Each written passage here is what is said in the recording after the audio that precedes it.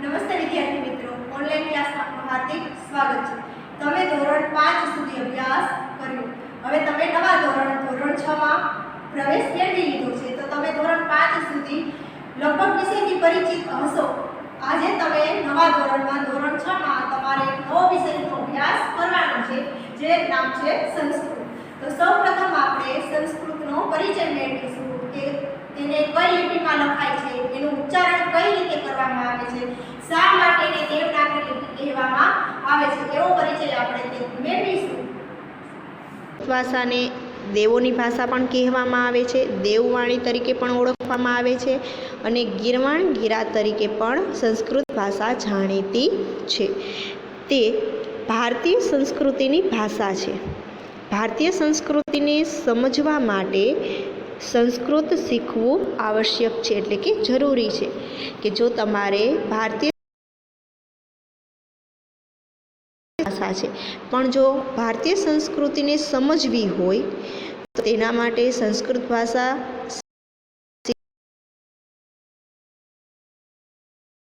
ગુજરાતી, હિન્દી, મરાઠી, તમિલ, તેલુગુ, કન્નડ, મલયાલમ વગેરે આ જુદી જુદી ભાષાઓના નામ આપવામાં આવેલા છે કે મોટા ભાગની ભારતીય ભાષાઓમાં બહોળા પ્રમાણમાં સંસ્કૃત શબ્દો છે। બહોળા પ્રમાણમાં એટલે ખૂબ જ વધારે પ્રમાણમાં સંસ્કૃત શબ્દ છે કે આ જેટલી ભાષાઓના નામ આપવામાં આવેલા છે કે ગુજરાતી, હિન્દી, મરાઠી, તમિલ, તેલુગુ, કન્નડ, મલયાલમ આ વગેરે ભાષાઓમાં ઘણા બધા એવા શબ્દો છે જે સંસ્કૃત શબ્દમાંથી લેવામાં આવેલા છે કે સંસ્કૃત ભાષા આ પ્રાંતીય ભાષાઓની જનની છે, એટલે કે પ્રદેશ ભાષાઓની।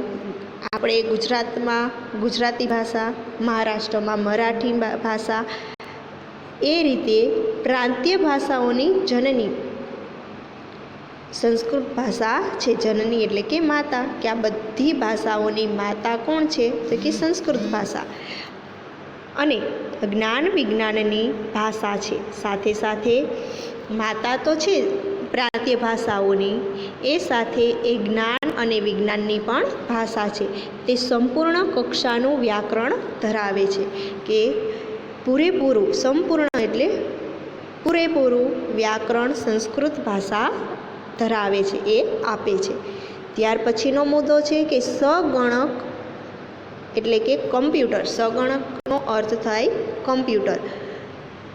સાયન્સના નિષ્ણાંતોના મતે સંસ્કૃત ભાષા સગણક એટલે કે કમ્પ્યુટર માટે પૂર્ણ રીતે અનુકૂળ છે, એટલે કે પૂર્ણ રીતે સરળ છે કે જે કમ્પ્યુટર સાયન્સના નિષ્ણાંતો છે, વિદ્વાનો છે, એવું માને છે કે સંસ્કૃત ભાષા કોમ્પ્યુટર માટે અનુકૂળ છે, સરળ છે।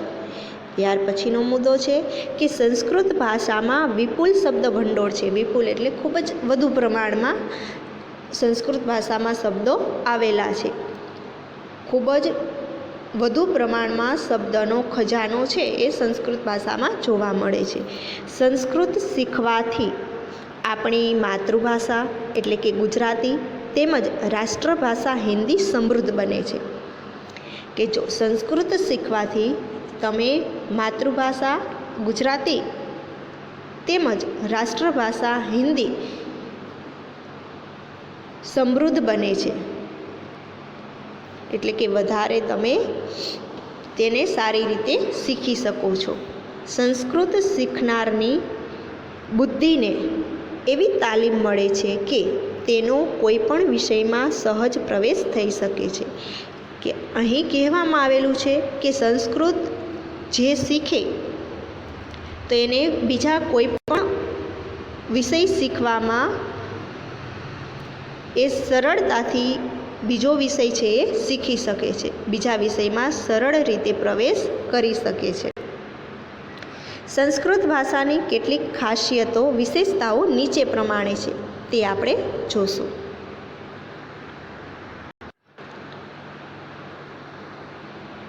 તો સંસ્કૃતમાં 13 સ્વર ને 33 વ્યંજનો છે। સંસ્કૃત ભાષામાં 13 સ્વર છે અને 33 વ્યંજન છે। સ્વર અને વ્યંજનોને વર્ણ કહે છે, કે આ સ્વર અને વ્યંજનને વર્ણ કહેવામાં આવે છે.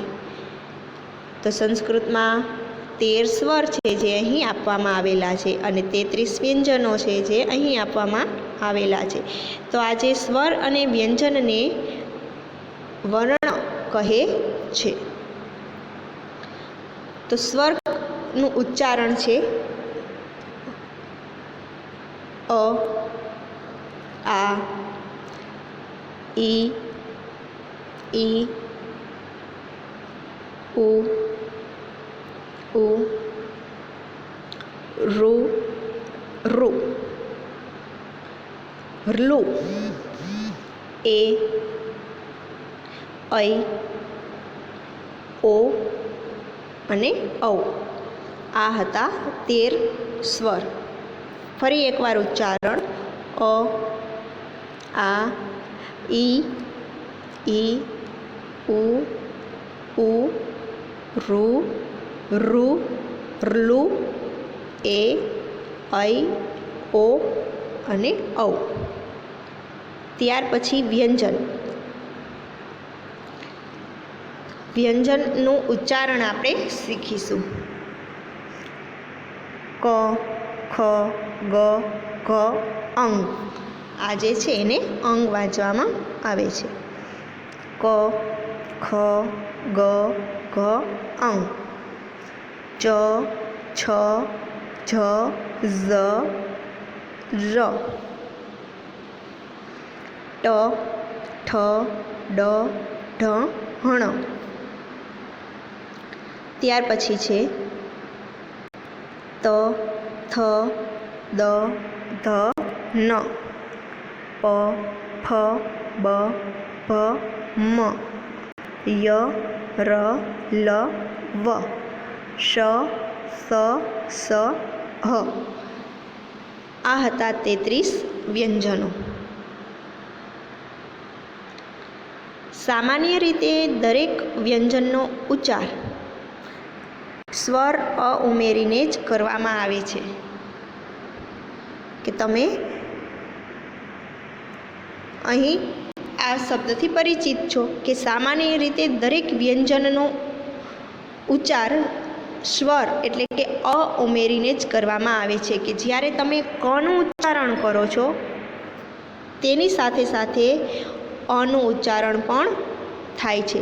એટલે કે વ્યંજન છે એ સ્વતંત્ર નથી, એને સ્વરની મદદ લેવી પડે છે.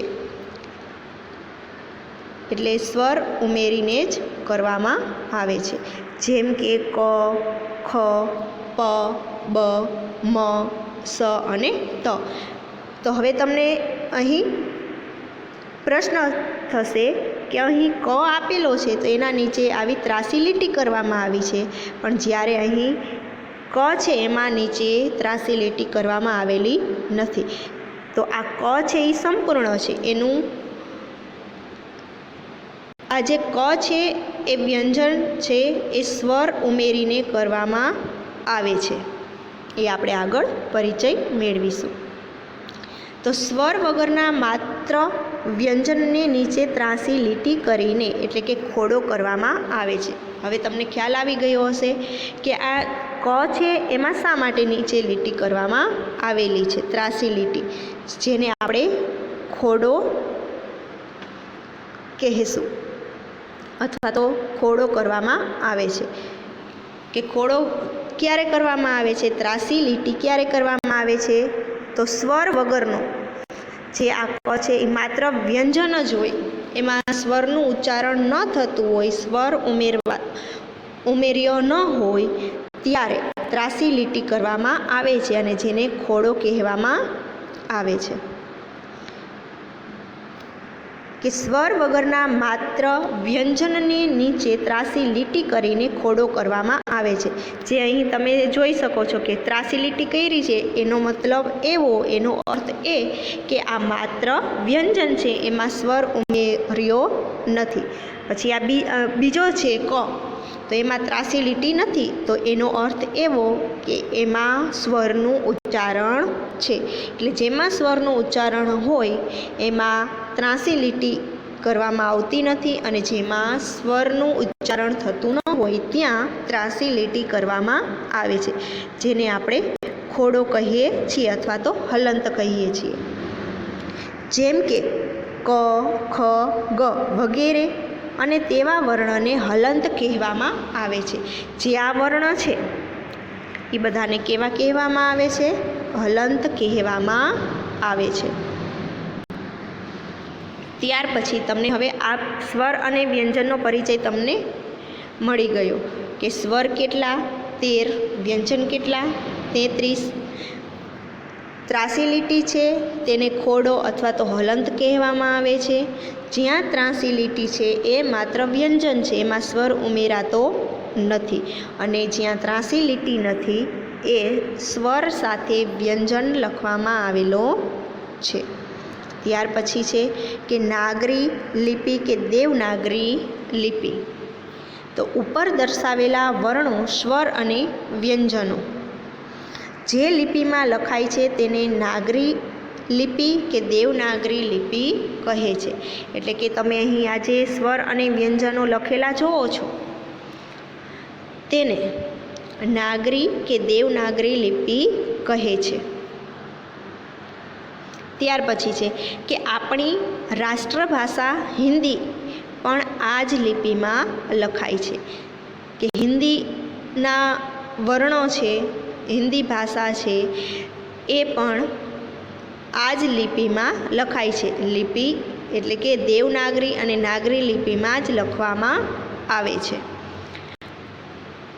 ત્યાર પછી છે હ્રસ્વ અને દીર્ઘ સ્વરનું શુદ્ધ ઉચ્ચારણ કરવાનું છે. તો સૌપ્રથમ રસ્વાઈ કોને કહેવાય એ તમને ખ્યાલ હોવો જોઈએ. તો રસ્વાઈ છે, આ રસ્વાઈ કહેવાય, આ રસ્વાઈ. દીર્ઘઈ, તો આ બધા દીર્ઘઈ શબ્દના ચિહ્ન છે, તો એનું ઉચ્ચારણ શુદ્ધ હોવું જોઈએ. એક ઉદાહરણ તરીકે સમજાવું તો ઉદાહરણ તરીકે મયુર, તો મ યુ ર.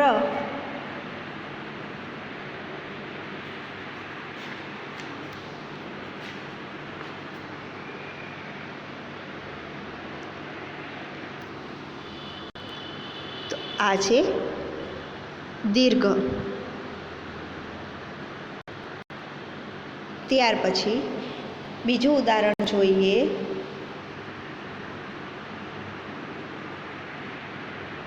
દીપહ, તો દીપ શબ્દ છે તો એમાં પણ દીર્ઘ આવે છે. દીપહ.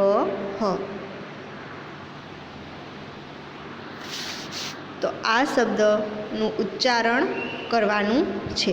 ત્યાર પછી કે શબ્દને અંતે આવતા અનો ઉચ્ચાર સ્પષ્ટ અને સંપૂર્ણ રીતે સંભળાય એ રીતે કરવાનો હોય છે.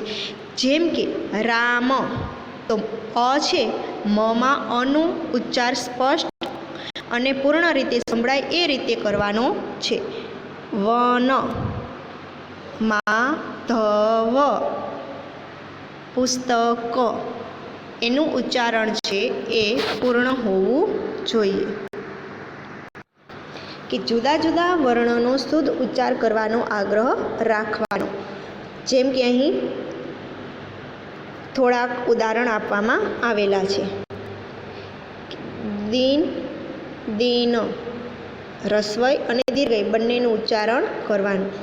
કુલ, કુલ, સૂત, સૂત વગેરે શબ્દોના અર્થ જાણી શુદ્ધ ઉચ્ચાર કરવાનો રહેશે. કે આનો ઉચ્ચાર શુદ્ધ હોવો જોઈએ. ત્યાર પછીનું ઉચ્ચારણ છે, અહીં 5 અનુનાસિક આપવામાં આવેલા છે. અનુનાસિક એટલે કે નાકમાંથી બોલવામાં આવતા હોય તેવા શબ્દ. તો અહીં અંગ, ય, હણ, ન અને મ. અંગ, ય, હણ, ન અને મ એ 5 નાકમાંથી બોલતા વ્યંજનો છે. તેથી તે અનુનાસિક કહેવાય છે. અં, ય, અણ, ન અને મ કે આ 5 છે એ અનુનાસિક કહેવાય છે. તો અનુનાસિક શા માટે? તો છે અનુનાસિક કહેવામાં આવે છે. અનુનાસિકોનો શુદ્ધ ઉચ્ચાર તમારે કરવાનો છે, પણ સાથે કરવાનો. અં, ય, અણ, ન અને મ. ત્યાર પછી છે ન અને હણના ઉચ્ચારો અલગ અલગ રીતે થાય છે. ન અને હણ આ જ રીતે ટ, ત અને ઠ અને થ ઉચ્ચાર વચ્ચે પણ ભેદ છે.